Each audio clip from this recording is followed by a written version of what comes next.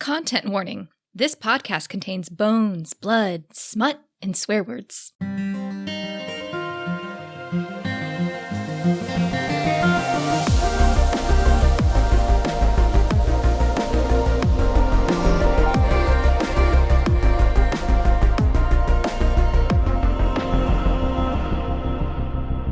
Before we get into the good shit this week, we wanted to remind you that we have a Patreon. For just $1 or $2 an episode, you get extended games, brand new content, access to our notes and murder boards, and much more.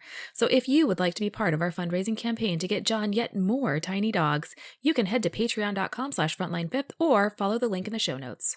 Okay, now back to that sweet, sweet bone zone action.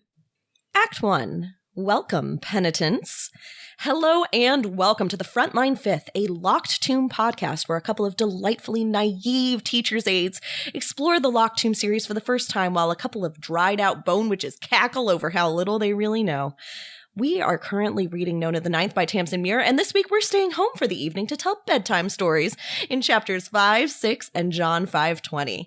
I'm Hannah, and I hate bathing so much that, like Nona, I routinely make people read to me in the shower. And I'm joined today by Marie, who's an adult human. So Marie, what's your shower/bath time ritual? I had a long rant about this to myself in the shower this morning, and I was like, we're not going there. I also, like Nona, about 60 to 70% of the time have to be bribed with entertainment. I'm so glad that this is relatable. I have a waterproof speaker in the bathroom so I can listen to TV shows or podcasts, or if Robin refuses to read to me, which he often does. Yeah. And we are also here today with sweet little goobers, Brooke and John. So Brooke, John, what are your evening rituals? Or do you also have ablutionary details to share with us today? No, I got no problem with the shower. We can't agree the hair thing is obviously a massive imposition on time and energy and like, why are we having to do this? So yeah, I get the hair thing, but my daily problem is revenge bedtime procrastination. Are you guys familiar with this? Yeah, Maria's because she's terminally online. At the end of the day, it's finally the first time that nobody's bothering me. I can finally have me time. Which means I go to sleep way too late every single night because then once the sun comes up, it's 6:30 in the fucking morning right now, I'm up. Wait, Brooke, what are you doing with your me time? God, if I'm lucky, I'm reading, but that's actually a really dangerous thing for me.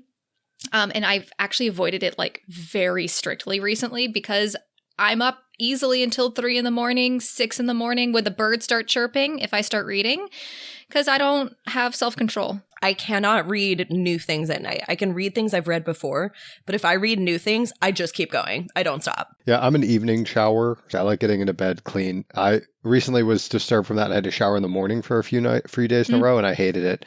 I also have the privilege of having like shorter hair and like not having to do quite as extensive of a routine. Routines as you guys do. But, fun thing for everyone who listens to this podcast, when we all got together a couple of weeks ago for our bonus episodes where we painted our faces. After a night of heavy drinking, we get back to Brooke's house and at midnight, and they were like, oh yeah, we're painting our faces tomorrow. Like, that's not going to work with your beard. So I was like, okay, let me just borrow a razor. So I got a disposable razor from Brooke's husband. We got him equipped with a razor, but we didn't give him any shaving cream. I didn't get like a shaving cream or anything else. So we didn't even think of it. At like 12:45, 1 o'clock in the morning, after like heavy drinking of West Coast IPAs, I'm in their shower without a mirror because it's San Diego and it's so dry, like the thing just fogs up instantly. So I'm like blind shaving my beard drunk at 1 o'clock in the morning with no shaving cream. In somebody else's shower. In somebody else's shower. Just like, I love this so much. Everyone else in the house like fell asleep, obviously, because we'd all been traveling and been drinking. So like everyone went to bed with me with a beard. I woke up with a mustache, and then we face painted. And of course, I had hacked my face to shit. Yeah. I'm sure that felt terrible. Yeah, you see, awesome. Look at my forehead. My forehead still has not recovered from that face painting. Why would you? From the face paint. Anyway, that's my routine is shower at night and then shave like every third day to clean up my beard. Normally, unless we're face painting, in which case drunkenly shave in the middle of the night. Anything's game. I love this all so much. The things you do for the podcast, John. Thank you very Content. much. Yeah. Team content. You gotta suffer for your art. And now that we all know each other quite intimately, we can get into the fun stuff. How stinky are you?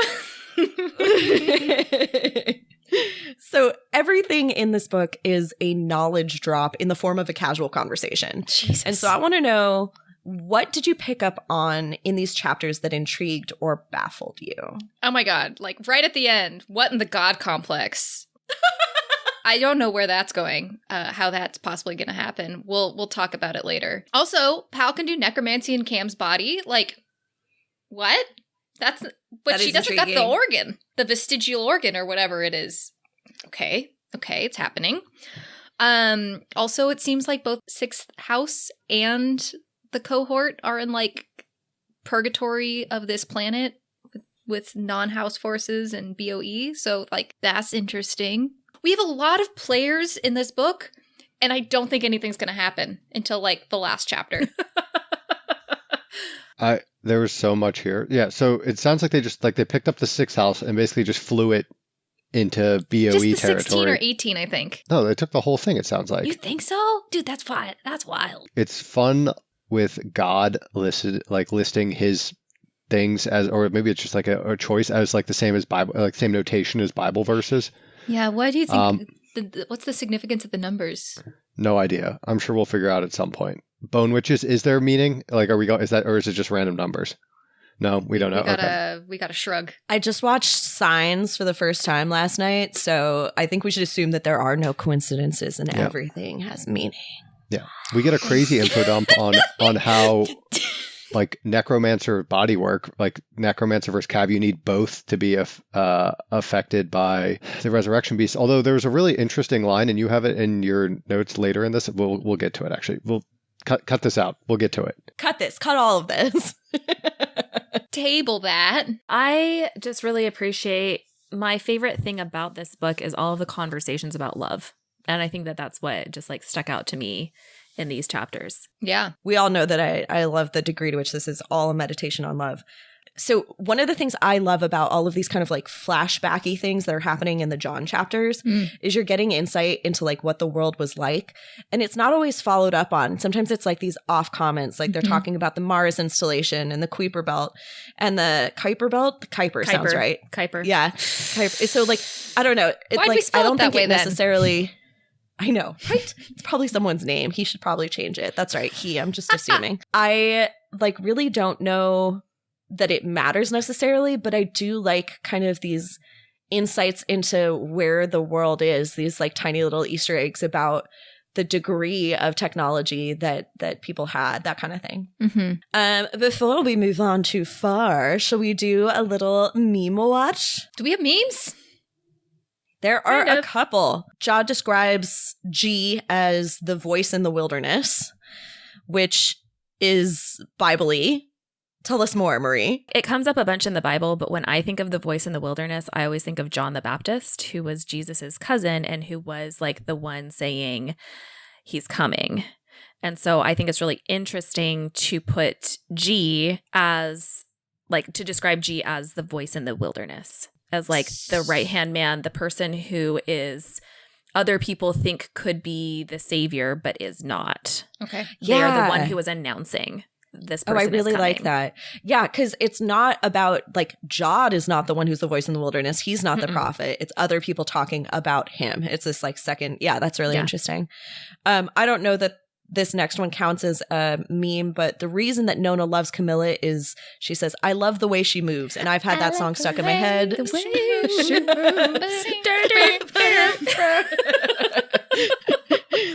What is definitely a reference, and actually I think a really interesting one, is Kia Kaha Kia Maya, which is part of this kind of triplicate phrase idiom from Maori. Kia Kaha Kia Maya Kiha Mana Wanui.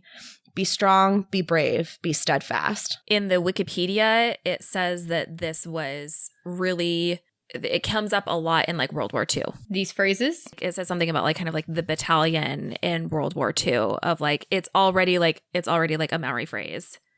Oh wait, of like were the referring to like, Maori be strong, be brave, I'm with you. And then there was a combatants in battalion. World War II? Apparently, yeah. Yeah. I didn't know. I mean, everybody was kind of a combatant at some point in World War II. If you're Australia, New Zealand, you can kind of maybe just be like, I'm hanging out here in this portion of the earth on my own. I'm pretty sure Australia and New Zealand were part of it. They had to have been because the Pacific Theater. True. Okay, yeah, they're the south side of that. Okay. We are exposing our lack of historical knowledge. Yeah, so, please don't be Aussies offended. who are I'm, like, vets, I'm sorry. fairly New Zealand's confident Kiwis that- who are vets, sorry. Australia and New Zealand had something in North Africa during World War II. Hold on, we'll check. It'll be fine. You know who was oddly neutral in World War II was Ireland. Awkward considering their neighbor was being bombed. Yeah, but we No. hate the British, so Oh, he's using the we Right. there. okay, that's a very uniquely American thing. Yeah. Okay. Okay, and then the last one that I caught that I really think is real actually is when Pyrrha comes back, she says, "My darling hearts, my sleeping babes."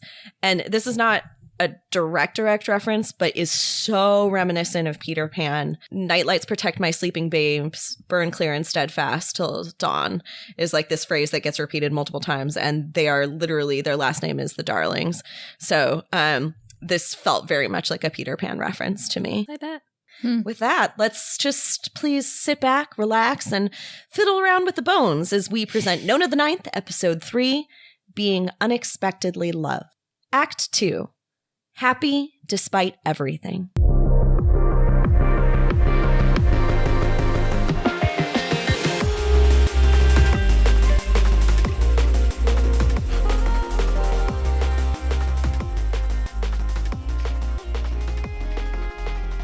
This section of Frontline 5th is safe for anyone who hasn't read past John 5:20 in Nona the Ninth. Let's recap. Chapter 5, Ninth House Skull. Nona loves Crown. Palamedes pities the captain. Palamedes gives Camilla a kiss. Chapter 6, Sixth House Skull. Nona gets a bedtime story.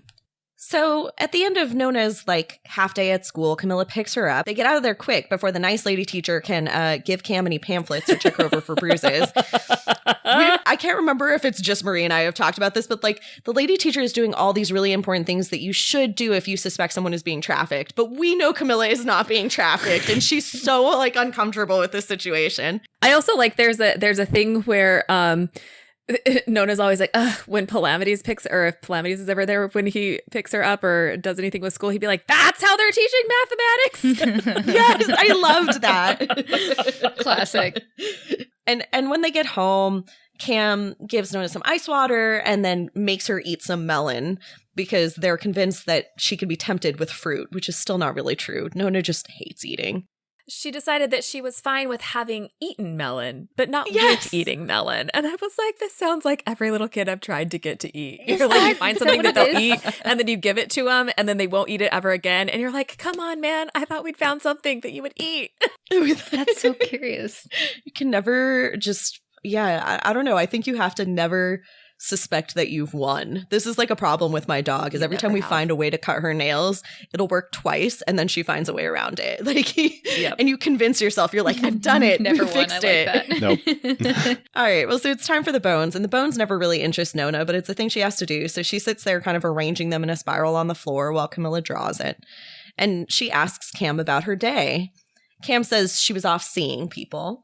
Nona asks if it was people like Crown and Palamedes, because they've now switched and it's now Palamedes Just in Camilla's body. randomly, right? Or is there some predetermined schedule? God, I don't know. I don't know their deal. We know that there is a timer when for Palamedes is Palamedes. in the body. It's not totally clear to me. But Palamedes basically says Crown's not our friend right now. And Nona is a little hurt like this. Nona's like, I love Crown. Palamedes asks why, and Nona gives a nice list. She's got, she loves Crown because she's got lovely hair. She smells like cinnamon. She gives good hugs. Her breasts are lovely. And she's so big and pretty. And Palamedes says, that's simply a list most red-blooded human beings like about Crown. I think that there's just something interesting. So I am I have a bad habit of asking, why do you love me? And I don't think it's a useful question. Like, Nope. I think the way love is, at least for me, it's not a list. That's what like is. Love is just a thing that overwhelms you and you just feel. And it has a lot of pieces of like in it. Love is the But sum that's of not the why parts you love. and not the parts themselves. Like is the parts. Love is the sum. I think you could argue maybe that's partly why Palamedes is asking the question, because the answer to that, if she does give a list, then that is like. Those are things you like about somebody, right? That's literally what he says. And then later down the line, he says something about she says something about loving Camilla just because. Yeah, and I think she says it like piteously. She's just like, I love the way she moves. Yeah, and Pal goes, yeah, me too. And it's a thing you can't capture. Mm-hmm. It's a thing you can't list. It's okay. I like that a lot.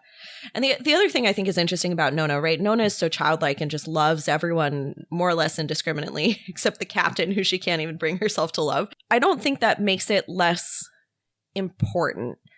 That kind of childish love still, it's what you know. It's what's big. It's the biggest feeling in your life, and so it still counts. I don't know. It's just I think asking those questions, especially with somebody young, is just kind of interesting to see where their mind state is emotionally. Yeah. More than anything else. Completely. Yeah. So Nona follows this up by asking, is she not allowed to love Crown? And Palamedes says, I could never stop you from loving anything. I don't have the right. And basically says, nobody can choose who you love, and equally, nobody is obliged to love you. And this resonates with Nona right away. Nona is like, yes, that's exactly why I love hot sauce and my friends so much, because they didn't have to like me, and they did anyway. And Palamedes says, yes, being unexpectedly loved is so wonderful or so terrible, isn't it? I also like that she says something about, but she loves Crown anyway. And he says, yeah, Crown's used to people loving her anyway. Yeah. Whether or not Nona loves Crown, and let's face it, most people and things, she can't quite bring herself to love the captain. Palamedes says, I pity the captain to the very depths of my heart and never did like her much. I pity Crown not at all and like her terribly. That's the problem. Yep. And I love those descriptions. All right, so from these chapters, I think we're pretty much confirmed that it's Corona Beth, right? Is Crown him by many crowns? Like that's her it's not confirmed at all. That's a fucking nuts claim. I love it. I'm so bought in, but like it's wild. I really think it's just Corona Beth has converted. Is a strong word. I'm like 100% on this train now. Okay. Because it's like the only other two people in the group are the captain and Corona Beth, and we haven't seen either of them. So yeah, you're right. That is been a gaping hole that we haven't really dealt with in the past couple weeks. Yep. Is like what the fuck happened to Corona Beth and Judith, and I think this is cool, and I think it fits. But it's not confirmed. Not confirmed. No. Wait, question for you guys, because I know we talked about this on our like fan theories episode. Do we actually ever find out, and if you guys can't answer this, that's fine, who her father is, like the Nepo, like confirmed who the father Judith's is? father? I was literally so surprised that Lizzie said that was up in the air, because that felt so obviously confirmed to me that it's Admiral Sarpedon. But is that confirmed in the way that John says Corona Beth is confirmed? Yeah, it never says Admiral Sarpedon, but it definitely says like her father is an admiral and pretty much the only admiral. An admiral versus the admirable would be the defining. So I find it weird, and this is just, again, me spiraling funnily enough, in the shower a few nights ago thinking about this. Tell us more. Nona loves everybody, right? Like she likes everybody, but somehow she doesn't like the captain. And no, she tries. She tries. Based on a theory about what Nona actually is now that we get at the answers at the end of John 5:20, I'm going to throw out there that Judith's lineage, somewhere in her family tree, are the people that left and abandoned the earth, and it's one of the like subjugated peoples that have been incorporated into the 9 houses, and that's why Nona doesn't like her. Fucking unhinged. I love it. What? Like they save it for Rampant. Yeah. I'm here for a multi-generational grudge, though. Yep. I think we should just run with that. I think that's great. All right. So, I mean, while they're having this conversation, they're still fucking around with the bits of bone, and Nona actually pushes one into her finger until she bleeds. And Palamedes heals it right away. Wasn't he the one that said that medical necromancy is an oxymoron or something? Right. Yes, and I feel like they're fucking idiots for, that's the dumbest thing he's ever said. And Or is he just making a joke? They were quite explicit when they said it. This is 2 books later. Maybe Tamsin didn't remember that one moment. Okay. I don't know. We're going very carefully through this book, yes. As we should, with a fine-tooth comb. And so Nona's a little worried about this, though, right? So Nona is worried about Palamity's necromancy. She says a couple things that are interesting. She says sometimes she doesn't like it when Pal does the necromancy word. You just said it.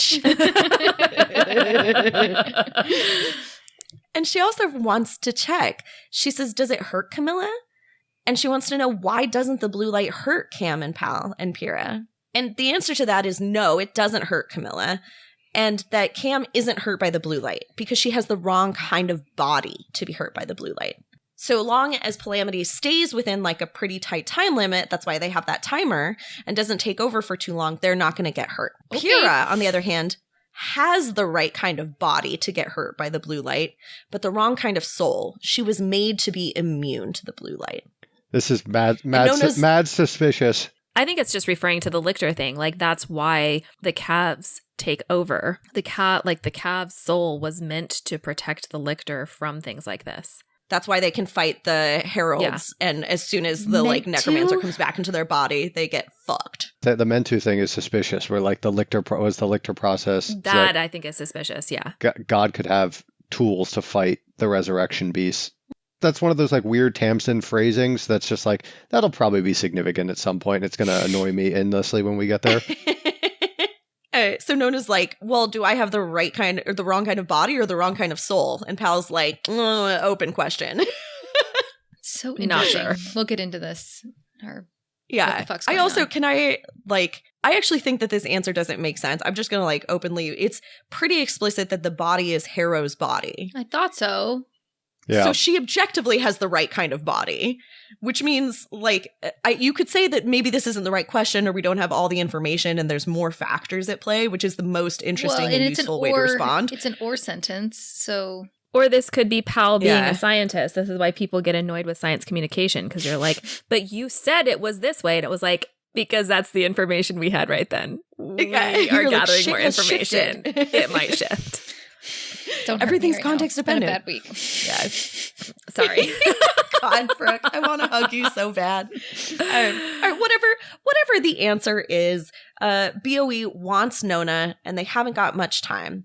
But that's okay, because Nona's not scared of We Suffer. She likes We Suffer. And it's actually, I love this, that Palamides goes basically like, oh, do you like We Suffer because she gave you a sweet that one time? And for me, this is another like instance of like versus love. The real reason Nona likes her is that We Suffer gave her a sweet, which was nice, and then told her to keep at the mission, Nona. Keep at the mission, Nona. This is the audiobook. She has this wonderful French accent. Yeah, it's absolutely delightful. Keep at the mission, Nona. But I also like this thing of like taking a kid seriously, and she's not really a kid, but taking her seriously and being like, no, you're part of this. Like, you can do it. And how much that like bolsters you and makes you feel proud and like you're part of something bigger. That is a thing to love someone for. The timer goes off and Pal's time is up. And so Pal sends Nona with a kiss on the knuckles for Cam, which Nona passes on. It took me a long time to figure out what the hell they were talking about in that last few sentences of this chapter. Give this to Cam, and then, like, her flinching. I'm like, what just happened? Creepy! No, I don't think it's creepy at all. I feel like it's totally heartbreaking. It absolutely is, but, like, this ability to, like, emulate a dead man's kiss. That's creepy. That's creepy. Yes, I will agree with that. That, like, Nona, in the same way that she can speak any language just by looking at the mouth shapes, is able to, like, copy Palamity's mouth shape and kissing her hand to the point where the first time it happens, Camilla is like so startled and taken aback that she has to go sit in a bathtub. Yeah, I think there's a joke in here that I find hilarious every time that I read it, which is, go for it. Nona always found the lessons of the hand and the mouth so much more interesting than the lessons innuendo? Of the bone and the sword. And I was like, Tamsin, you lesbian.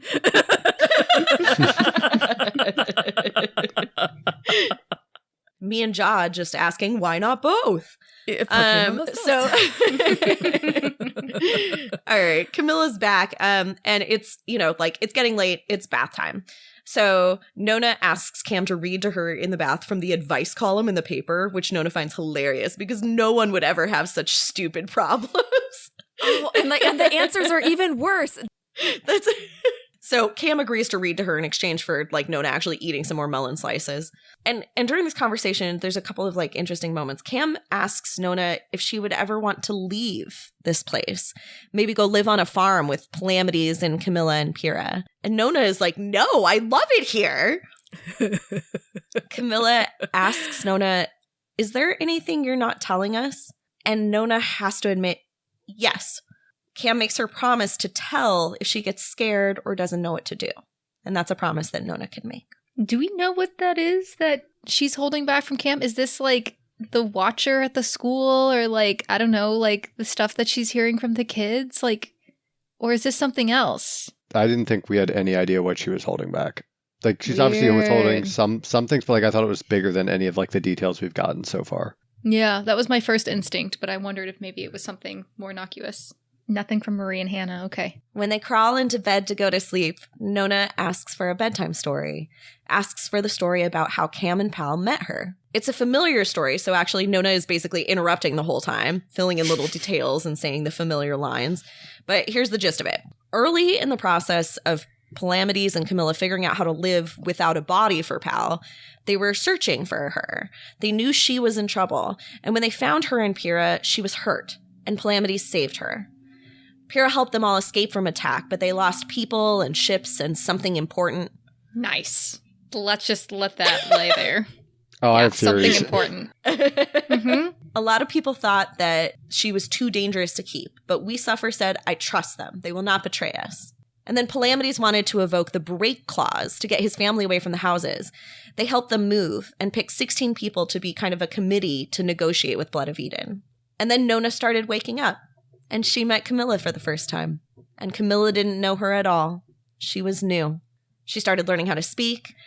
And then things went wrong. The blue light appeared in the sky, and Blood of Eden lied to them. They made promises they couldn't keep. Yikes. So I think we can all agree this is trash storytelling. This is just an unbelievably bad story. This is not a good children's story. It's not a good adult story. It's not good on any level. There's so few details. The shape of the story makes no sense. It drives me absolutely insane. So it's not surprising. Literally storytelling time. We still got a shit story. Still didn't get enough details. I was like, Camilla, you are exceptional in so many ways, and we're going to work on your communication skills. But as a result, Nona has some extra questions this time, especially because she's more sophisticated and she can handle more knowledge now. So she asks, why does We Suffer hate Pyrrha? The answer is that Pyrrha's BFF killed We Suffer's boss. Nona's like, that tracks. I get it. The other question is, why did Cam and Pal want to take their families away from the houses? And Camilla says they couldn't be there anymore until they understood what they were doing morally. And Nona asks if she can help save their families. And Camilla's like, that's up to you. And Nona's like, will they thank us? Will they like me? Will they say, well done, Pyrrha and Camilla and Palamedes? And Camilla goes, no. Very sixth. Fucking sixth house. Pyrrha comes home late and Nona falls asleep. It was cute. Daddy's own treasures. Pyrrha's identity is a curious fucking love Pyrrha. Object in this. In these books. Yeah. Meanwhile, in a dream, Act 3. What the hell were we going to do with all the dead bodies? John 5:20. A leak? Panic. The ones I touched stayed uncorrupted. So in the dream, she asks, that's it? They shut you down? It was over? But it wasn't over. It wouldn't be over. Wouldn't even really begin for a year. So they'd always suspected that when the cryo funding got pulled, that it had been pulled to reinvest in some other project, even though everything was going really well. But they didn't find out for sure until there was a leak. And suddenly, the entire public knew about this competing project. And it became very clear to everyone that we were really in the end game. You weren't going to last the distance. everyone fucking panicked. You weren't gonna. Everyone's sorry. Go ahead, Brooke. Tell me your face. I hate the U's in this chapter. That's all. Theories. I have so many thoughts. Yeah. Okay, keep going, Hannah. Yeah, well, Everyone's going through the same old questions, right? Okay, what about the Mars installation? What about the fusion batteries? What about the Kuiper platform? What about the shell they're building on Uranus? But realistically, all of those things are too small scale. So he says in his narrative here that the only real option basically was to use the cryocans to get everyone out to an exoplanet, and that it wouldn't happen in his lifetime, but at least everyone could be safe and we could give you some breathing room. But of course, the cryo project is dead in the water. And back at the facility, the electric companies are threatening to pull the power because the facility is literally taking, what was it? It was like 3% of the country's power in order to fuel their cryocans. And so suddenly they're all sitting there being like, what the hell are we even going to fucking do with a bunch of dead bodies once the juice gets pulled out of all of their preservation? Right, because it's like whatever they did to the bodies, they can't like burn them, they can't bury them. Right? Like, didn't they say like these are like almost like nuclear waste? That was the impression. That was very much the impression. Liquefying them and putting them in a concrete canister and burying it. That is what you do with nuclear waste, isn't it? Yeah. So, I mean, everybody's freaking out and he's going a little bit crazy. M is sure he's on drugs. Oh my God, you're drinking, aren't you? You're on amphetamines. You are on coke. You're on amphetamines and coke. And I was like, yeah, Coke Zero. Product placement. Probably not. Worst. Brooke shaking her head. Yeah, that's exactly. It was just beautiful. So he goes around talking to his favorites because at this point he knows all these bodies and he has favorites, even though that's weird. And he's not even saying goodbye to them. He's telling them kia kaha, kia maya, which is that two parts of that phrase is, be brave, be strong. And then the power gets pulled. The lights go off. The bodies start to melt. But all the ones he loved, all the ones he touched, stayed incorruptible. What the fuck? They didn't decompose. They stayed. They're like the beautiful corpse. Incorruptible, which is different. What does that mean? Well, because corruption in this series is when you get taken over by the demon things, the demon eyes. He doesn't say that they decompose or they didn't decompose. Like he says they didn't become corrupted, which is weird. The explicit contrast is some of them melted immediately and some of them didn't. But I don't know. I think that this is also like expansion. Not corruption. I don't think this is corruption in the terms necessarily of spiritual. It's like the corruption in the sense of things that are pure physically are also pure spiritually. So the fact that they are staying pure, that they aren't melting, that they aren't decomposing, that they are incorruptible. It's like, because like I always find this so interesting because she's playing so much with like religious things and like playing off the Christian gospel, because there's another thing here where in the Gospel of John, in the Christian Gospel of John, the author, John, does not refer to himself by name. He doesn't say, oh, and then John did this. He says the disciple whom Jesus loved. And so I think it's interesting that it goes around and like all of the ones he loved are the ones who are staying pure. Oh. Like that's I don't know. In there. The whole thing is really fucking wild though. And like, he's telling the story and it is baffling and I was baffled reading it, but also just thinking about what it would be like to be there where creepy. So fucking creepy. I would be freaking the fuck out. Because also all these people are on edge anyway. Like they're M sitting there and freaking out about the drugs is not going to deal well with a bunch of bodies that can't decay. Yeah. Maybe good thing they can't remember it. On the upside, we've gotten rid of our corpse storage problem, so I think it's time for a game. Interstitial. You were new.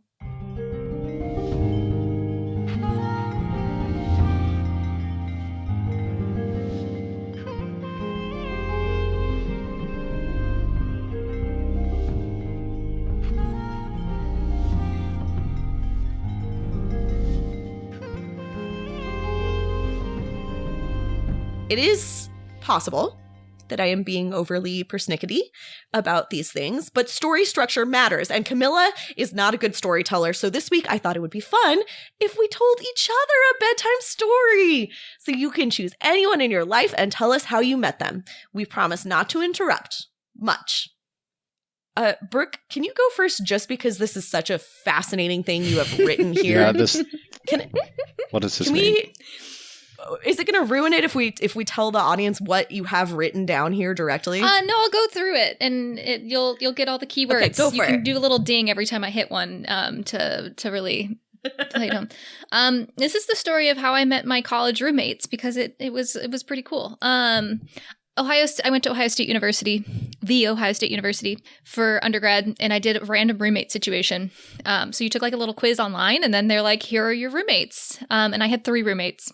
So when I first show up and there's already somebody there. Her name is Brienne. Ding, ding, ding. And she's putting away her brain ice cube molds. And I said, I brought my brain ice Ding, ding, cube ding. molds too. I'm sorry, seriously? You fucking nerds.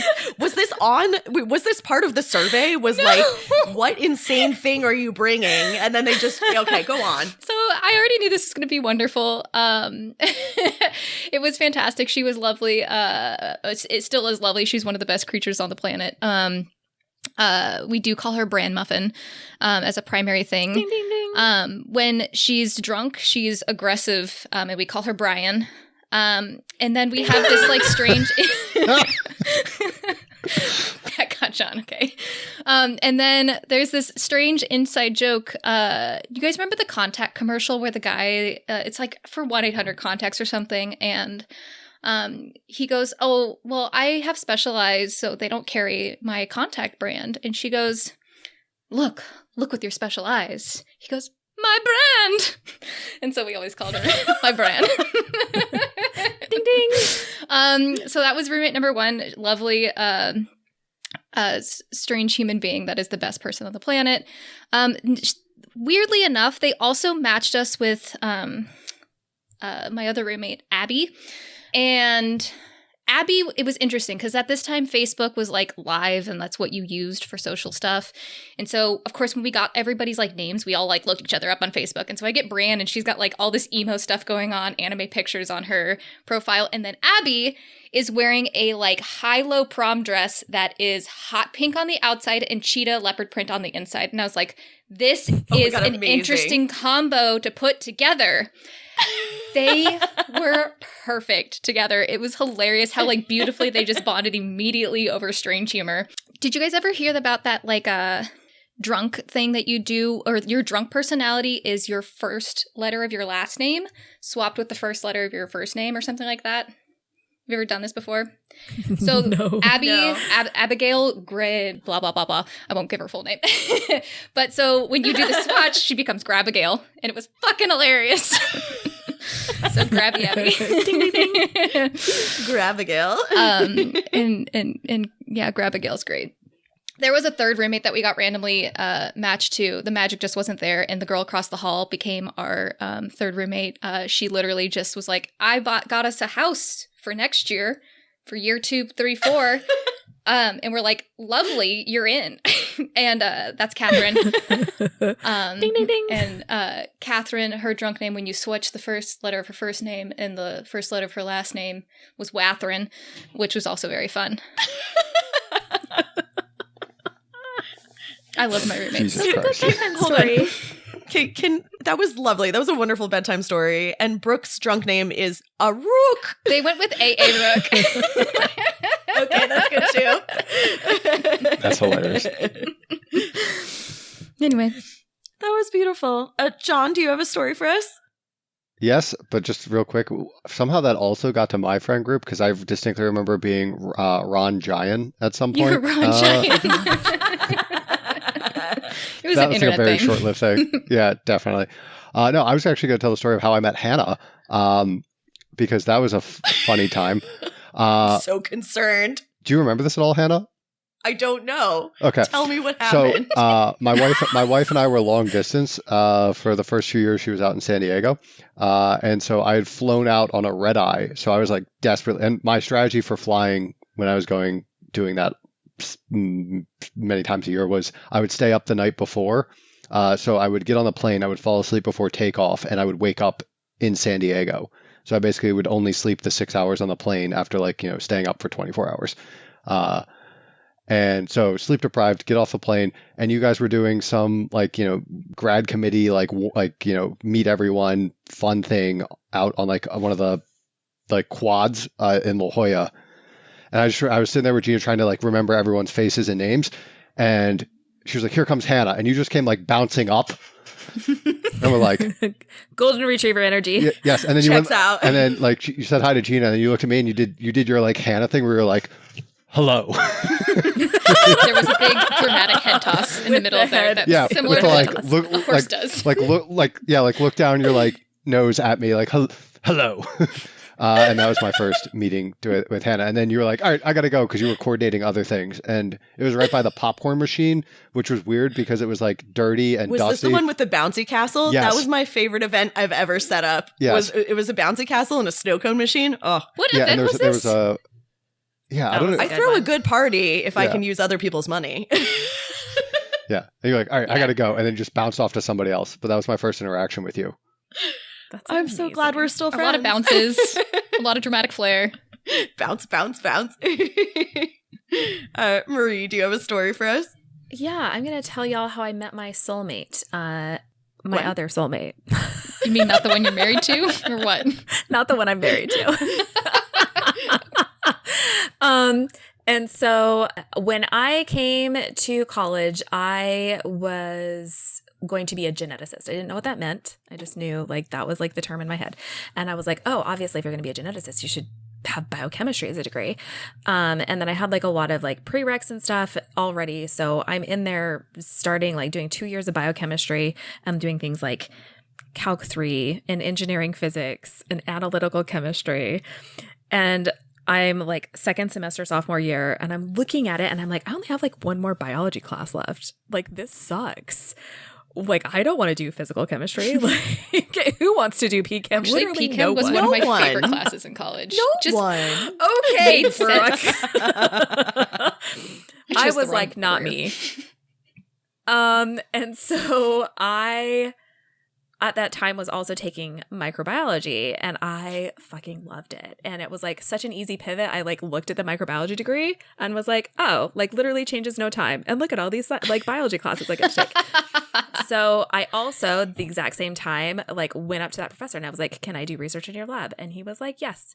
And so I go into the lab and he has like these very intense people in the lab. And like I was just working with him for a while. And then once he felt like he had me trained up, he was like, okay, here you go. You're with Shauna now. And I like go in and she's like a year older than me. Like she's a class ahead of me.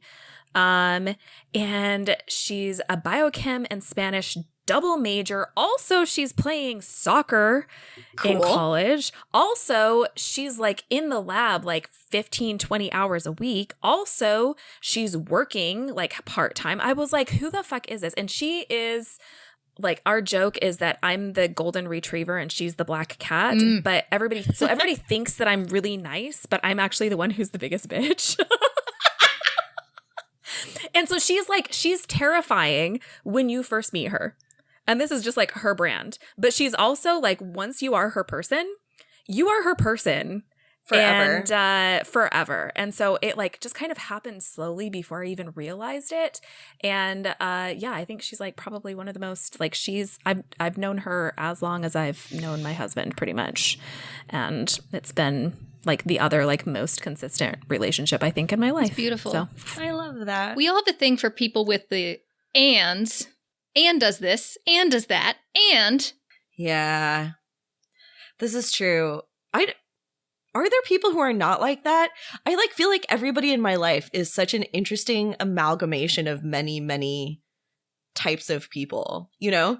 Like incredibly and my intense favorite people. Yeah. My favorite people are also always like closet somethings where you're like, oh, I thought you were this way. And secretly you have all this other shit going on underneath. It's the best. Yeah. Well, I'm going to tell you the story of how I met Robin. So we both went to the same undergraduate institution. We went to, it doesn't matter where we went. We went to a small liberal arts school. And I was in the process throughout my freshman year and the beginning of my sophomore year of sleeping with everyone I could, lay my hands on. And I had... It always surprises me. I really, really had gotten to the point where this one person who I really was interested in had pissed me off for the final time. And I had decided that what this meant was that I was no longer going to date men. I was like, I'm done. I'm fucking over it. I'm not interested in this anymore. Okay. And so I started getting heavily involved with my queer union. And we were throwing a party. And at our school, parties had to have like a couple of people bartending them just to ensure that somebody who was like way too drunk wasn't getting more alcohol. And your job as a bartender was to stand behind the large Gatorade container of jungle juice and determine whether the person was actively falling over or not. It's very responsible. Anyway, I was bartending the 11 p.m. shift, and I was supposed to pregame with a bunch of friends at 10 p.m., but they all bailed on me. So I was walking around campus with like a handle of Sky vodka in my backpack, just like clanking around, having nothing to do. And my friend who was bartending the 10 p.m. shift texted me and said, oh my God, you have to get over to the party. It is hopping. So I went over there and discovered that there were like 3 freshmen in a corner and 2 people making out in a different corner. My friend who was supposed to be bartending was dancing all by himself, and that was the whole room. Hopping! Except for a random straight guy behind the bar, because my friend who was supposed to be bartending had brought his straight friend along and then ditched him to do the job. Wow. Anyway. So here I was. The entire point of like getting involved with this union, the entire point of bartending this party was like, I'm going to meet some fabulous women. I am shifting my life. It's going to be really excellent. But I looked over behind the bar and I was like, okay, maybe just one more. I was like, Kennison, who's the hot guy? Is he available? And Kennison was like, his name's Robin. And I was like, cool, good enough. And I walked over there. Who is the crimson chin over there? Yeah. I walked over behind the bar and I asked him the question that I asked at the time everyone knew that I meant, which was, what is your favorite vegetable? I knew it was going to be that. Yep. I believe quite firmly that you can tell almost everything you need to know about a person from the way they answer this question. Yes, that's fair. The most common answer is for people to immediately say either broccoli or carrots. What?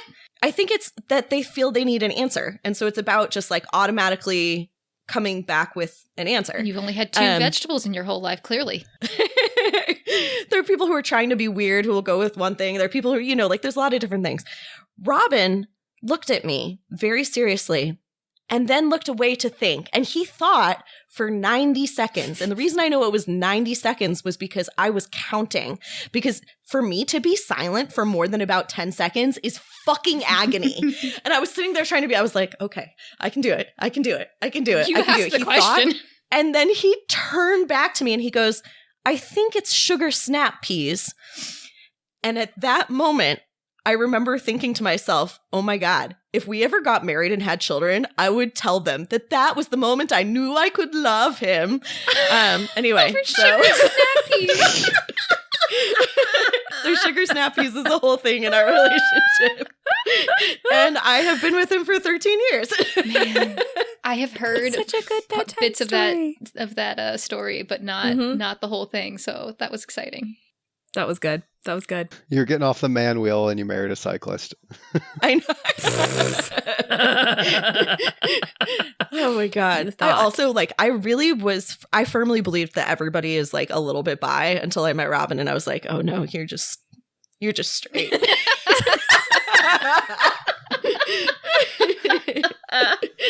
That's pretty funny. Yeah. Okay. Well, again, it is bedtime, so we're just going to like hurry right along to our very last ritual. It's time for rampant speculation. Act 4. Everyone had a fucking opinion. Brooke and John aren't just great at befriending dogs, they're also brilliant conspiracy theorists. So Brooke and John, what the fuck is happening? Let's just start with the first one. Who is Nona? Like, wrong body, wrong soul situation. Yeah, I think we're in agreement that it's Harrow's body, which would be the right body, but definitely not Harrow's soul. At the beginning, I was committed to it being Gideon. It like made sense, but there's just so many inconsistencies. I think Cam and Pal's doubt, saying you're new, zero interest in the sword or food. That's not Gideon. So tell me about why the fuck would you think it's Electo? Okay, I think the body that was haunting Harrow, just basically like the spirit of the body from the tomb, which is Alecto, we think, basically just took over when Like, was they that like the died in the river. scene where we saw? So it's like Gideon. Where have? Okay, so at the end of it, we I don't know have where what we Gideon s- is. I don't know the where last time Harrow we is. see But Gideon is being resuscitated by the body, or like not necessarily resuscitated, Yes. being defibrillated. What is that called? The whatever. CPR, right? She's getting chest Yeah, compressions, right? defibrillated Yeah. is the shocks. Yeah, so she's getting defibrillated or something by the body at the end. And then we see Harrow climb into the tomb. Like, obviously we're missing stuff. So maybe, like, do you think, like, Harrow invited the body to take place in her, I don't know, take a post? I think Harrow like died in the river, and so her body was vacant, and the spirit of Alecto / the body that's been haunting her forever just basically took over the vacancy afterwards. I don't, like, fully believe, no, maybe it's me just wishful thinking. I don't believe that Harrow's fully dead. It's partially like some metagaming because originally this book was going to be called Alecto the Ninth, right? Like that was going to be this whole thing. And then it was so long she had to split it into 2 books. So right, I do have that point here of, so this, like, when we're talking about everything in this, like, I think it is worth remembering that this is the prequel to Alecto the Ninth. Like, so why is this story important enough to warrant a whole book? Like, what is this? What is the point here? What are we getting at? I'm not even viewing it so much as a prequel as it's just like the first half of the 3rd book, right? It just became 2 books because it was so long. But what is the message of the story? What is the point of this particular book? Why was this sort of like early life stages of Alecto, assuming it is Alecto, Nona is Alecto, like, why is it important to talk about this for so long? Well, I think it's to give context to what is going on in the story with the body, right? Like the whole locked tomb is what is in the locked tomb, and we're kind of getting a piece of that. And that actually feeds into my ongoing theory now, which is that Jod lictored the solar system, or like I keep going back between like the spirit of humanity versus just like lictored Earth and everything else. And I'm starting to think that he lictored Earth, but based on what Tamsin has written, resurrection beasts and the souls of planets are made up of all life on the planet, not just humans, right? Like when Harrow is killing that other planet, it's like all of the planet, right? It's the plants, it's the animals, it's everything. So I'm wondering if when he lictored Earth to become God, I don't know. There's something, we don't know the timeline there. I think he carved out like the part of humanity, and like that's what Alecto is just like some baseless, formless version of humanity's spirit, like that he lictored. So that's why she can understand all the languages. That's why she understands people. Like she is like the like spiritual embodiment. He like lictored the spiritual embodiment of humanity and the Earth. I don't get it. And that's why they keep having to and it sounds like, sorry, this is my last thing, is like all the old lictors were like, Alecto could never act human. Which would suggest that she doesn't embody humanity. Or she's just like she's the spirit of humanity, right? I don't know. But even There's the spirit of humanity and would be the essence of human nature. I don't know. I find that really weird. She, I don't like, quite understand. She understands like the rawest parts of humanity, right? Like she understands love, she understands emotions, she understands language and communication. Like I don't like there's it's I think she's learning. Yeah, you're right. It's not all there. Maybe John didn't do a good job. I don't know. And like do you think in the John chapters, do you think he's already like become this level of like, it's interesting because he's talking to who we assume is Alecto. Yeah. He just like manifests his powers, right? Like he's telling these stories in the dreams, and like they're dreams, right? You know, that doesn't mean that they're in any way real versus just like sort of a reimagination of things that happened. So the question is whether or not, as he's telling the story, if he's already has powers, or if this is still before he gets powers and kind of like the thing that leads to him gaining powers. Because like suddenly we're seeing that he's already got some sort of a power. Yeah, it's not, at least from the initial timeline that we just got the updates to, it sounds like he manifested necromancer powers before he became God, which is an interesting puzzle piece. I don't quite get the timeline here, but so I think he lictored Earth / the spirit of humanity, and Alecto's like his cavalier, basically, like the result of that. And she's like a resurrection beast, and that's why the resurrection beast sitting in the upper atmosphere isn't just destroying the planet because, you know, familiarity. I don't know. I don't think cavalier makes sense. in the like persona Well, like dramatis, the it's, like, very Cavalier, the Cavalier equivalent, right? Like the bodyguard, the Cavalier equivalent, like what John Lichtard. I don't know. There's something there. We don't have all the puzzle pieces, but that's my new theory: is Electo is like the resurrection beast from Earth. I think the Cav necro pairing is like more of my suspicion is that's more of like a modern invention for battling resurrection beasts in light of what we've been talking about here, that they're made that to be that way, but like any two souls could combine without being a necro cav pair to become some sort of a lictor pairing. We did talk about that a little bit, but it is suspicious phrasing that like they're made to be that way, right? Yeah. Which infers that like John added the lictor process to give him more servants crafted it in a way. But even though, I don't quite understand. So I don't know. I wonder if this whole book is about, you know, if this is some like non-human creature. Like, I wonder how much this story is about. This creature has existed before, right? This was something that existed 10,000 years ago. That this embodiment of some sort existed 10,000 years ago. And now it's existing as something like very infantile and fresh and new. And so part of me wonders if this is like a way of giving her a backstory that is like, you know, has more typical human things like friends and family. Yeah, it's very similar to like a lot of stories with death as like a compatriot, right? Like he's just sitting on the shores of like a burning nuclear apocalyptic Earth, and just like a spirit basically appears next to him and starts talking to him, or he starts talking with it. Like there's something weird there where it's that, and that's part of the timeline, or I guess the process we don't know about is like I always, and this isn't going to make sense unless you read the comics, like the original like Thanos and Death timeline from Marvel. Okay. Like it's just like Thanos is in love with Death, and like part of the reason that he's doing the original snap is to try to like, you know, get Death's love. Like it's not for what the Marvel movies changed it to. It's a little bit different. They basically cut that whole part out of the movies of the MCU. Yeah. I'm making a giant ball with my hands. It's like a conglomerate of like several of those types of stories. A yarn ball. Yeah. A Gordian tangled knot. nest. It's of concepts and ideas. Yeah. The Murian knot. Yeah, the Murian knot. What else do you want to talk about? So when they escaped, they lost a lot of ships. You know, they lost something very important. I'm assuming it's Gideon's body, because they don't have that either. Like all the missing puzzle pieces we have are Gideon's body. We have Gideon's body, Coronabeth, and the captain are like the people that are missing thus far. They lost people, they lost ships, and they lost something important. It's a little bit weird to exclude her from bodies, or people, but a body's different than a person, I suppose. So yes. Yeah, I'm assuming Jod doesn't want his. They always talk about how careful he was with blood and everything else throughout his entire thing. Do you think he got Gideon's body?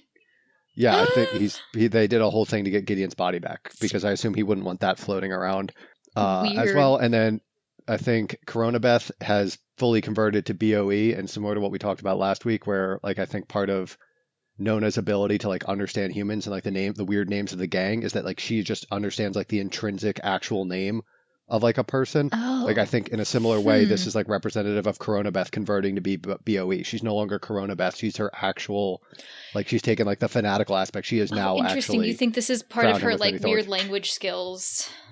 Yes. Oh, that's really interesting. Oh, poor Kevin. And then and then we just have Kevin, which I think is just a funny joke, which would actually fit in really well with how Tamsin writes. I think that's just a hilarious joke. No, but also like Kevin at the end, he's the 7-year-old or the 5-year-old or something that has like the far off stare of just trauma, and you're like, fuck! Yes, and that's just Kevin. God damn it! So Coronabeth is fully converted to BOE. They stole Gideon's body back, or I guess not stole. They took it back.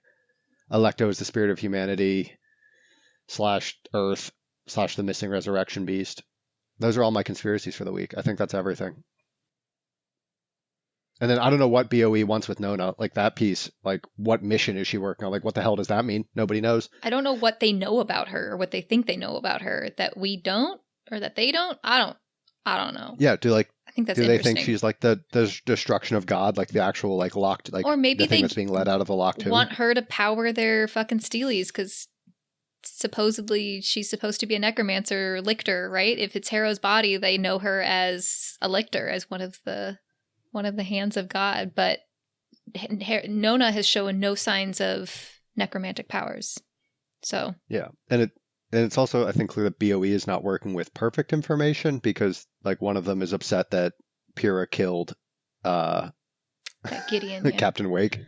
Gideon killed Captain Wake. So I don't know. Well, but she's also the same one that weird. says, I trust them. They can stay. Yeah. So I think we suffer is, able to take two thoughts at once.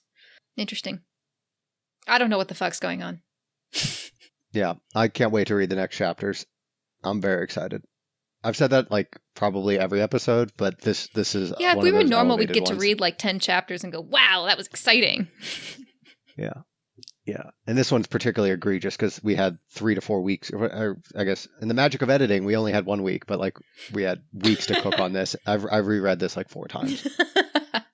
All right, that's everything I have. Me too. Well, I guess we'll see if any of that happens next time when John and Brooke wake up to a sponge dropping on their face in Nona the Ninth, chapters 7 and 8. And if you, dear listener, are like Brooke and me, reading along for the first time, make sure you find our reading calendar on our website, frontlinefit.podbean.com, or follow us on Instagram or TikTok. And to support us, you can buy merch or join our Patreon, all of which are linked in the show notes. If you like this podcast, please share it with your friends and give us a 5-star rating anywhere you can. And if you don't like it, feel free to lie. Now head off to sleep, my baby necros. Mommy and Daddy have some deep spoilers to discuss. Get in, losers. We're going speculating.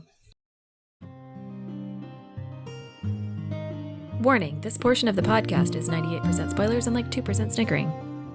Seriously, we will spoil anything and everything in the series up through Nona the Ninth. And if that's not what you want, turn back now.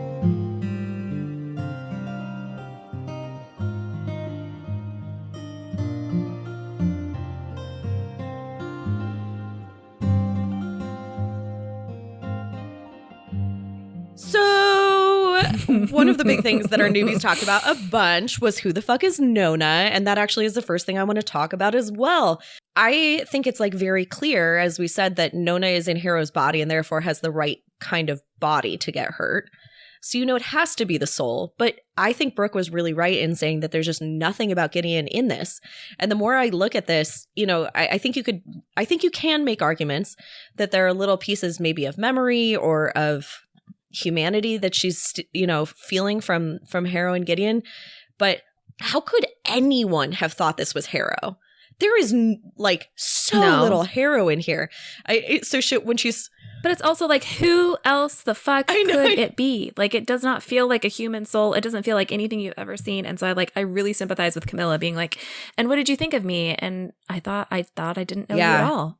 Because I thought you were something when she's having a tantrum, when she's like in another world, she is entirely unhuman. And I think that's a really interesting thing they talked about as well. Like, John is reading Alecto as potentially the spirit of humanity. And Nona is quintessentially human and childlike, but Alecto is not. Like, this is something on the surface that is entirely different. And actually, I think this is interestingly, one place to see this is actually the way that she eats. I know she's like not eating much because she's wasting away, but the things that she finds nice are things like she likes when things are scratchy. She describes bones as nice to nibble at, boring otherwise. She likes pencil shavings. She likes to eat dirt. Like there are these things about her that are not normal human things. I think that it's also, I find it really interesting the way that Pyrrha just like wholeheartedly loves Nona and loves Nona in a way that like, it's almost like Camilla and Pal get kind of like lulled into loving Nona, but they very definitely have an expectation. And I feel like Pyrrha saw from the beginning and was like, oh, yep, we're just going to, because she's used to that. We're just going to shove that down deep. But she is fully prepared to love Nona because she has an idea of Interesting. what Nona is. She definitely, I definitely think that Pal and Cam are both sitting there, and explicitly we'll talk later about like how they're hoping that it is Harrow or Gideon. Like there's too much at stake there, and so they're not looking at it unbiasedly. I love the idea that Pyrrha sees Nona all the way through and maybe sees the Alecto in her, like relatively early on. Like Pyrrha just wants, like the whole time, Pyrrha just wants to be done with this. It's like you have all of these hints of like Pyrrha remembers. Pyrrha was never in it for John. No. Pyrrha liked Alecto, even when everybody else was terrified. Yeah. Pyrrha wants to run away to the little moonlit. Pyrrha doesn't care about saving anybody else. She only wants to save the people that are right next to her. Pyrrha had complicated feelings about Wake. Like, Pyrrha is so interesting to me because Pyrrha just is like, she's not a good person. She's not good or bad. I don't think, like, she's not a good person. No, she's very much neutral. She's very much a practical person who loves hard and only cares about what she loves. And that's why I say she's not a quote unquote good person. She's a very dangerous person, I think, specifically because that. I think people who love only what they love and the rest of the world can burn are terrifying. Yeah. No, I mean, it's a serious potential problem. But at the same time, also, actually, one of the weird things about Pyrrha is she makes a lot of space for the people that she loves loving other things. And she cares about that as well, right? Like, she's willing to do some of this work for Palamedes and Camilla, not because she thinks it's important to save these people, you know. But because they think it's important. Yeah, maybe that's why, like, I think you just articulated, like, why I love Pyrrha so much, even though I think she's terrifying. I think she's terrifying, and I wouldn't call her, like, a quote-unquote good person.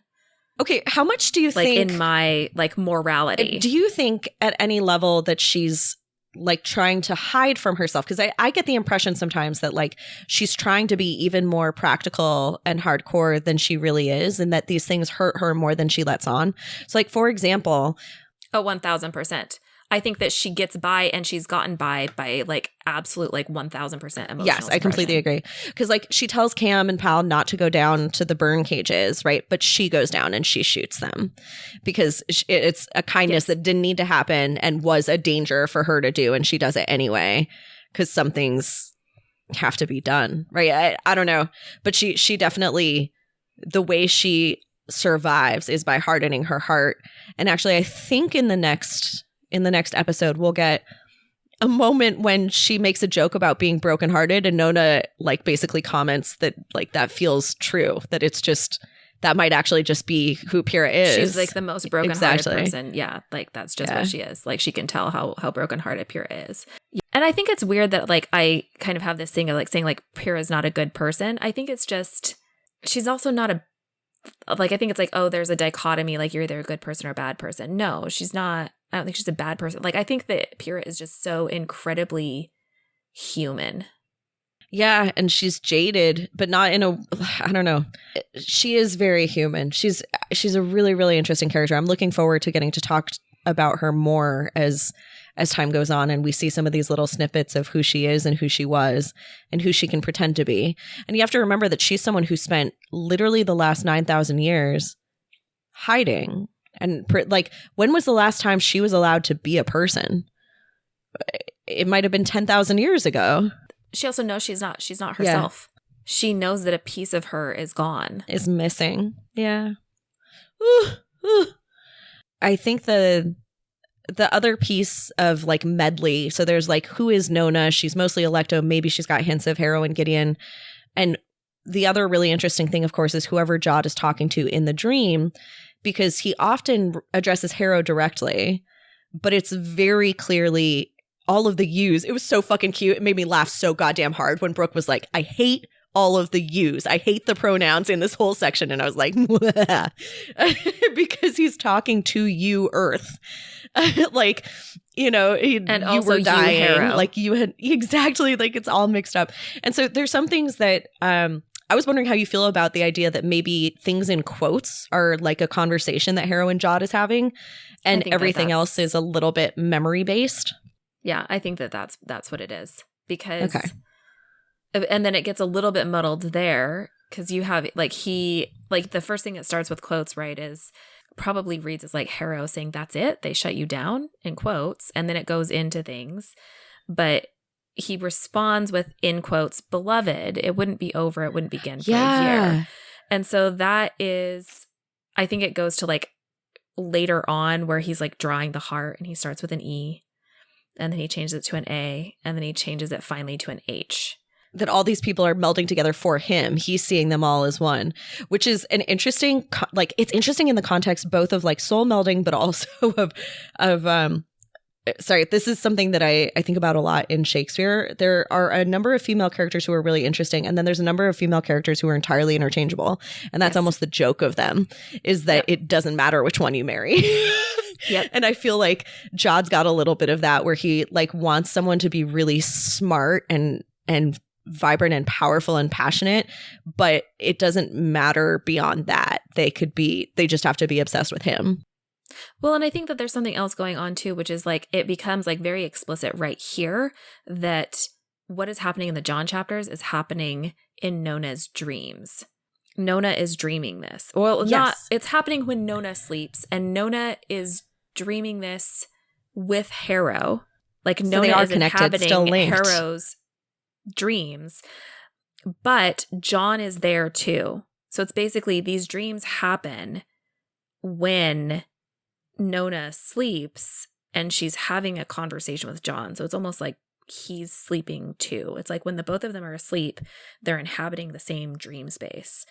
And so that's why it's kind of like interchangeable of who he's talking to. It's because it's like, who does he see in the dream? Sometimes he sees Alecto, sometimes he sees Harrow.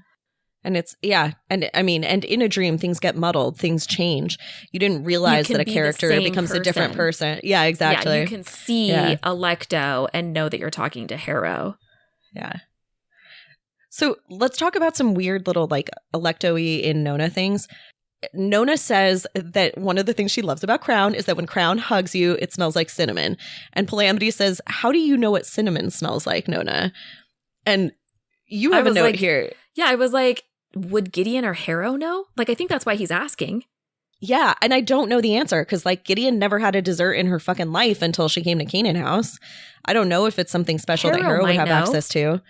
But it's certainly a thing that like you could imagine Alecto understanding is like the smell of the bark of it. It just makes some sense. And the other one that I thought was really fucking fascinating is that like Nona admits that she doesn't like it when Pal does necromancy. Mm-mm.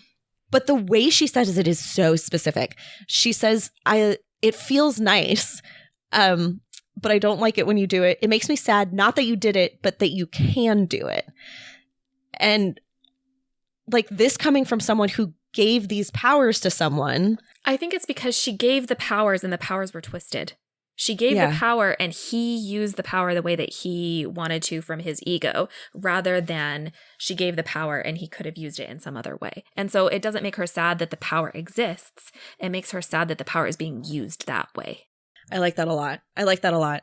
And maybe even a little guilty that she gave this power away and gave it away wrong. Yeah. Yeah, that she chose the wrong person. Yeah.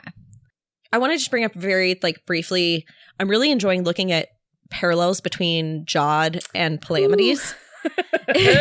And I mean, it's so clear that like Paul is being set up as this like counterfoil to John in, as we move forward. But I really think that the parallels are being built early. So in that first episode, we talked about like no one knowingly left behind versus Palamides saying like there are this many and we refuse to leave any of them behind, which is kind of a different take. And then today, when we were talking about Palamides does this thing, basically, Nona says, am I not allowed to love Crown? He says, I can't stop you loving her. I don't have the right. And it's phrased very parallelly to the conversation in Harrow the Ninth, where Harrow admits her family's enormous sin of murdering all these babies. And Jod says, I can't, like, I'm not judging you. I don't have the right. No one has the right to judge you. And so it's so parallel, but it's like slightly different. And there's something so fundamentally different about someone saying no one can judge you versus like no one gets to interfere with like they can judge you for who you love, but you get to feel how you feel. Yeah, exactly. It's a little bit different. Yeah, I think I think it's really interesting. I think you're right that they are set up as parallels and foils. I don't love where that is potentially going, maybe. I feel like the whole like power corrupts, ultimate power corrupts ultimately or whatever. And I don't see Paul as someone who could become an emperor, and I think that's good because I think the only way to write that would be like, and then he also basically falls into decay. But I don't think that'll happen. No, I think it'll be like a sacrifice rather than refusing to sacrifice. Yeah, that does seem much more likely. Hanged man. All right, so the story of how they met. There are like a lot of details here. So Camilla says directly, at the time we knew you were in trouble. You disappeared. We'd been trying to get to you. And she has to be talking about Harrow. Yes. Like that is the only person she can be talking about. So I think this is actually really weird because they last meet on this planet. They depart. Mercy makes a comment about when Mercy meets them, which we now think may not be the exact same time that they Right. It could go either way for me, whether as and sent overlaps. Yeah. But during that conversation, Mercy says something about like, what are you going to do? March on the Mithraeum? I think that's what they do. Yeah. Well, so the implication is that they must have effectively marched on the Mithraeum, because how would they be there to pick up Harrow and Pyrrha? Like, Harrow and Pyrrha had to have emerged from the river at a reasonably close point, because otherwise they would be in a random point in space, in which case there's no fucking world where anyone could have rescued them. So I'm with you. I think they potentially marched on the Mithraeum, but why were they looking for Harrow? Like, I understand marching on the Mithraeum to get to Jod. Why would Harrow be important? And that's not how Cam phrases this. Cam phrases it as like, you were in trouble and we knew you were in trouble. We were trying to get to you. And so there was this part of me, I thought of this last night, where I was like, Harrow hands this letter over to Camilla, does not know what is in the letter. And Camilla reports back that it's like baseline fealty shit.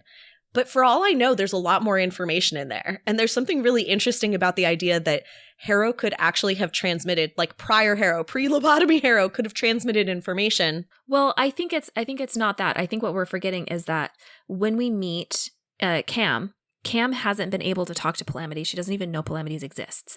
After that point, she's talking with Palamedes. Right. And Palamedes knows that Harrow became a lictor and together they're talking about how she's broken.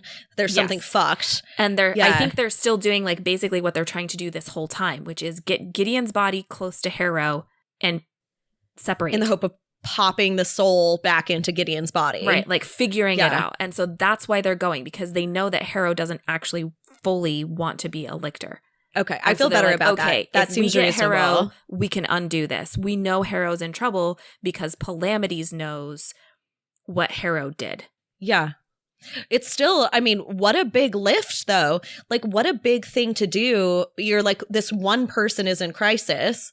Palamedes died before Gideon sacrificed herself. So Palamedes doesn't know what Gideon did and how Harrow became a lictor. He just sees Harrow became a lictor, and then he sees that she's compartmentalized Gideon. And so he has this kind of like, oh, something weird happened. Then Camilla knows what happened. Camilla was there. Camilla can fill in the whole Cytherea situation and the battle. Yes. Yeah. So once Palamedes and Camilla can talk, they can be like, oh, Harrow needs us. Harrow was on the right track. Harrow was trying for perfect lictorhood. We can go help Harrow. Harrow needs us. And that is something that Palamedes would do. Okay. I will buy all that. I actually will buy all that. I think that's a really, really fucking phenomenal point, that they're actually communicating and they have more information now. They also had to have done this in some way in concert with BOE. And I guess they could have done that by subterfuge. BOE would have wanted to go to the Mithraeum anyway. But they've been lying to BOE this whole time too, to save themselves, so they could be like, hey, we could get you a pet lictor. Because that's what BOE wants the whole time. So they want to go get Harrow so they can save Harrow. They tell BOE, we want to go get Harrow because we can get you a lictor that's on your side. Yes. Okay. I love this. So they managed to find Harrow and Pyrrha, Harrow's body and Pyrrha. Warden saves Harrow, and it's the first time that Pal uses necromancy through Camilla. Then Pyrrha helped us escape from an attack. We lost people, ships, something very important. I think this happens after them catching them. I think that there's an attack later. That makes me feel better. I don't think that it can possibly, now that I'm reading it this way, I don't think it could possibly be the same event where they pick them up. Yes. Okay. I feel way better about this because it's described as an attack, not a defense. That it's not like BOE invaded and the cohort fought back. It's like the cohort attacked them and they actually lost ships. And in the battle, one of the things that Jod wanted was Gideon's body for exactly the reasons that John laid out. Yep. Yeah. Okay. So they're also they talk a little bit about the break clause. Brooke was on the fence about this, but we really think that what happened here was that they moved the entire sixth house, which is a space station. Yes. And one of the things that Camilla says is we showed them the secret of the installation. There was always a way to move it. And Camilla and Palamedes knew what it was. And to be fair, Palamedes was like the master warden, but it does make me wonder like how many people high up in the sixth house knew about the break clause at all or knew about the capability of the station. It might be something where there's like secret information where you only get to access it, like access something in the libraries once you're Master Warden. Yeah, I could see that. And then finally, things went wrong. The light appeared in the sky, and we found out the BOE had lied to us. And I think that those things are tied, but not in any like.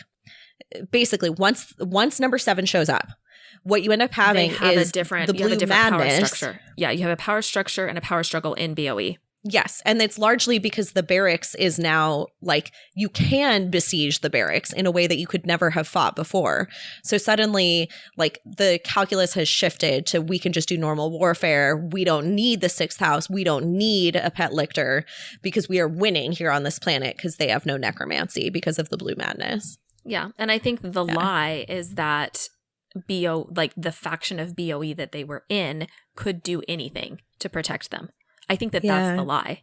The lie is that they could protect them, that they could protect the 6th house, because what happens, they lose the oversight body to Merv Wing, right? Yeah.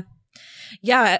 And I think it like lie is probably the wrong word for it because I think it's just like situation shift. Like they may have had Tessifon may have had more power at one time and simply does not now. Yeah. That's it. Well. Act 6. See you next time, my little nunlets. Well, it looks like we've got a brand new day ahead of us, so we'll be back next week to find out how Honesty's job went in Nona the 9th, chapters 7 and 8. If you want to follow along with us, our reading calendar is available on our website at frontline5th.podbean.com, and you can follow us on Instagram and TikTok, which are linked in the show notes. If you enjoyed this podcast, please tell your friends. Give us a 5-star rating anywhere you can. And of course, if you didn't enjoy the podcast, feel free to lie. But do continue listening. We have a Patreon, which you can join for access to bonus content every month. You can become a patron. Their best friends are cows at patreon.com/frontline5th. And you can check out our merch at our Redbubble store, linked in the show notes. Finally, if you have any fun theories you'd like to share with us, feel free to email us at frontline5th@gmail.com. And with that, I'll just remind you not to unlock any tombs or enter any doors without permission because, ghosts. Bye. Frontline 5th is a Locked Tomb podcast conceived by Maria Mako and starring Maria Mako, Hannah Grenwald, Brooke Anderson, and John Ryan. Our cover art was designed and created by Maria Mako, who also edited this episode. Our fabulous music was composed and recorded by Blake Anderson. Sonia Grenwald designs our killer merch. Hot. Gorgeous. The Locked Tomb series is a completely dope-ass book series by Tamsin Muir, who does not know we exist and is in no way affiliated with this podcast.